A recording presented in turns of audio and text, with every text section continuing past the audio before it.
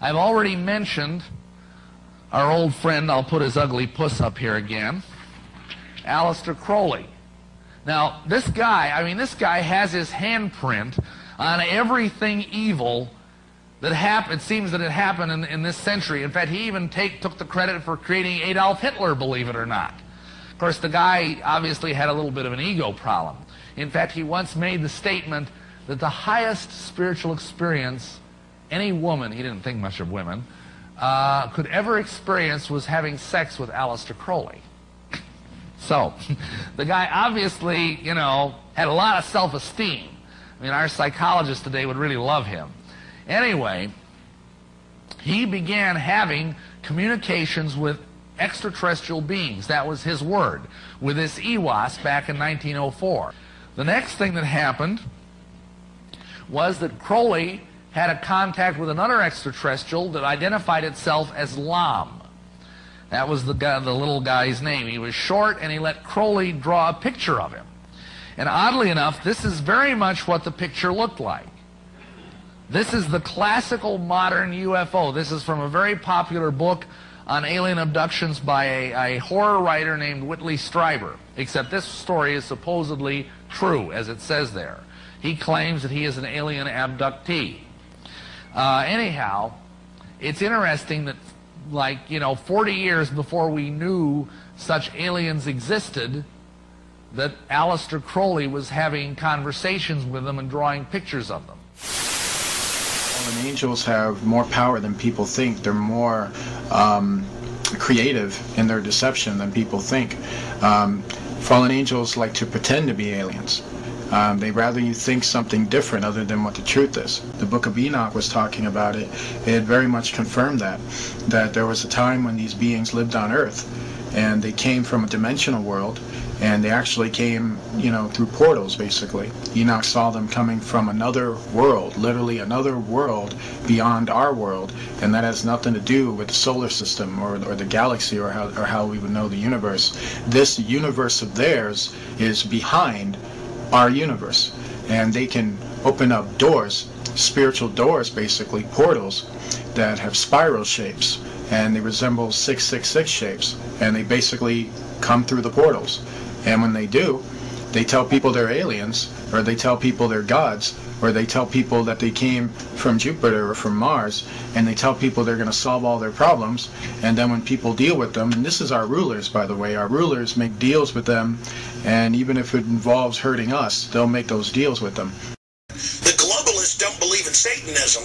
They believe they're contacting interdimensional aliens through the drug use and through the electronic interface, and they believe, and actually write about, Ray Kurzweil, all of them, that they're going to merge with the machines, blast off into hyperdimensional space, and that's why they're so crazy. That's why they want to get rid of us. That's why they're smiling and giddy and acting so nuts, because they believe, if you're a psychiatrist and are hearing this, understand, whether it's real or not, they believe they are in contact with these entities and are being directed by them. That's why they're so evil, and the entities are telling them eternal life, total power, total control, everything you could ever want, just kill everyone. Okay, so what we had that occurred in Enoch's time was that there were rulers that were on that earth, powerful rulers who were worshiping evil spirits.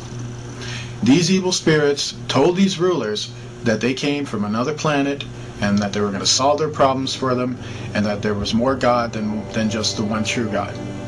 And so they believed in that for like hundreds of years for a while. What happened is that over time, while these rulers were worshiping and not taking warning from the other sons of God, those entities backstabbed them. And what happened is that the more and more the rulers worshipped them, and the more they got control over what they did, it allowed those entities to enter further and further into our world, to the point where they received enough energy and enough permission from these rulers to literally enter our stratosphere. And when they entered our stratosphere, they came in full invasion force. The book of Revelation tells us that's going to happen again. We are living in the stage where the beginning of that is already happening. Yes. Oh, I see it's right here. Well, what we have is a metallic object. I can see clearly in my handycam, and certainly it's strange. It doesn't seem to be a balloon. Oh. Yeah, this is... There's a monolith there, a very unusual structure on this little potato-shaped object that goes around Mars once in 7 hours. When people find out about that, they're going to say, who put that there? Who put that there? Well, the universe put it there. If you choose, God put it there. There's a monolith, monolith, monolith.